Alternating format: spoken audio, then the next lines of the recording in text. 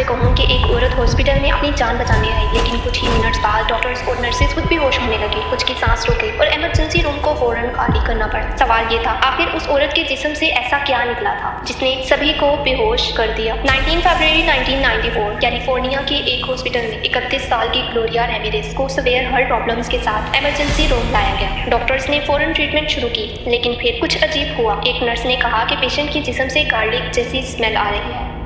जब blood sample लिया गया, उसमें अजीब सी चमकदार क्रिस्टल्स नजर आए। कुछ ही लम्हों बाद एक नर्स बेहोश हो गई, फिर दूसरी, फिर एक डॉक्टर को चक्कर आने लगे। थोड़ी ही देर में 20 से ज्यादा मेडिकल स्टाफ को उल्टी, सांस की तकलीफ और बेहोशी की वजह से हॉस्पिटल से बाहर निकलना पड़ा। इमरजेंसी रूम को सील कर दिया गया और ग्लोरिया रैमिरेज की उसी रात डेथ हो गई।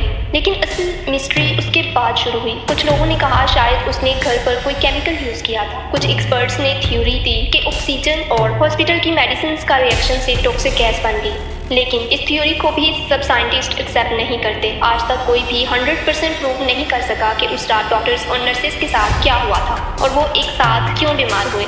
इसीलिए ग्लोरिया रैमिरेज को आज भी डिटॉक्सिक लेडी के नाम से याद किया जाता है। तो आप क्या सोचते हैं, क्या ये सिर्फ एक साइंटिफिक एक्सीडेंट था या फिर इस मिस्ट्री के पीछे आज भी कोई राज छुपा हुआ है? अगर आप ऐसी ही रियल अनसॉल्व्ड मिस्ट्रीज देखना चाहते हैं तो मिस्ट्री पिज्जा को सब्सक्राइब करना मत भूलिए।